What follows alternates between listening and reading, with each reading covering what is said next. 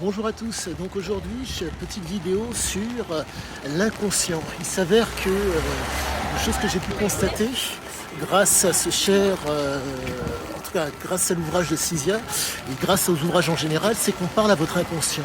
La force est de constater que je suis, comment dire, je perçois d'autant plus cette approche qu'il a. Pour faire simple, vous avez une catégorie de personnes qui arrivent à raisonner, d'autres qui arrivent à réfléchir.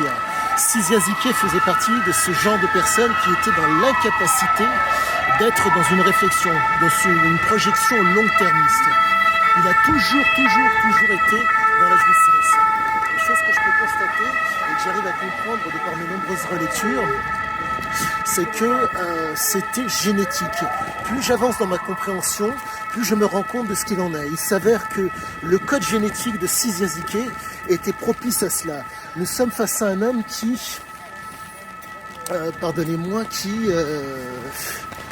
comment vous dire, qui entre guillemets, qui a eu un environnement et un comportement adéquat pour que son génome puisse s'exprimer de la sorte. Je vais essayer de vulgariser au maximum. Il faut comprendre que les éléments que je vous donne sont des éléments que je corrobore. N'ayant pas le corps, entre guillemets, entre les mains, je ne peux pas confirmer. Mais les écrits et les écrits de cet homme, qui sont donc sa pensée, en tout cas ses mots, pas forcément sa pensée, laissent pour moi supposer que le génome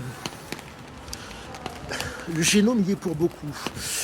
De par le père albanais, de par la mère gréco-libanaise, chose que je constate, vous avez une espèce de, comment dire, de besoin viscéral, d'intensité. La mère a voyagé, le père a été combatif, a été, pardonnez-moi, légionnaire. Donc force est de constater que nous sommes réellement face à des gens qui ont un besoin viscéral d'être dans l'action. Pénibilité, dureté, dangerosité, ils sont prêts à les assumer pour être dans la réalisation de ce qu'ils sont. Le génome de Ziquet, pour moi, explique nombre de choses. Vous avez aussi une programmation qui amène cet homme donc à une programmation génétique qui est spécifique. Vraiment, comment vous dire, pour moi aujourd'hui c'est comme ça que je le vois. Il y a eu un trouble qui, entre guillemets, qui a été traumatique et qui, à la suite de ça, était problématique. Mais il a réussi à savoir le pourquoi du comment, à faire en sorte que ce trouble traumatique, problématique, soit porteur de plaisir. Et de surcroît, ce qu'il a réussi à faire, qui pour moi est un tour de force, il a fait en sorte que de traumatique, pardonnez-moi, à problématique, ça devienne pathologique, mais que ça reste constamment du plaisir. Il a réussi ce tour de force, ce qui est bizarre. Je vous dis que l'homme ne réfléchit pas, mais la problématique, c'est que pour pouvoir être dans le plaisir, il faut à tout prix quelque chose de novateur.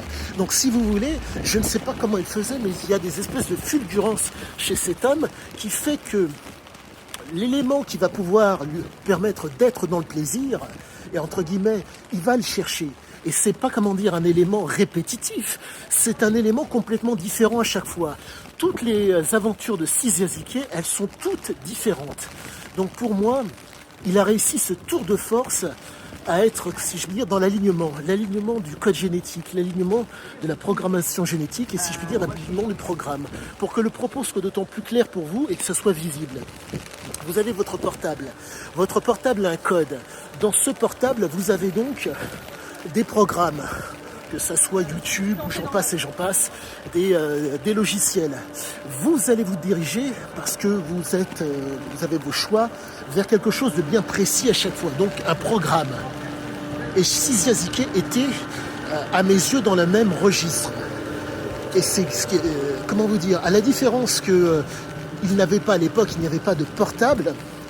Là, vous êtes face à un type qui utilise, c'est proprement pour moi stupéfiant, il utilise, si je puis dire, des aspects cognitifs, quelles sont l'escroquerie, le mensonge, la manipulation, le fait d'induire les gens en erreur, et de surcroît, il utilise aussi les substances. Donc vous êtes face à un homme qui entre, pardonnez-moi, entre le fait de prendre, excusez-moi, être en prise avec le réel et le fait de prendre conscience, il utilisera tous les stratagèmes possibles et imaginables pour, comment vous dire, pour être dans la réalisation, pour être dans l'action. Mais chose à savoir, compte tenu de son addiction, il aurait dû, à un moment donné, comment dire, bon, il y a eu des prises de risque à un moment. Il faut accentuer les doses. Mais lui, si vous voulez, il accentue les doses du moment qu'il est de l'exploiteur. C'est un être d'action, mais pas un être d'action qui est soumis, pas un être d'action qui est dans la prédation, mais un être d'action qui est dans l'exploitation. C'est proprement, comment vous dire, c'est stupéfiant et c'est magnifique.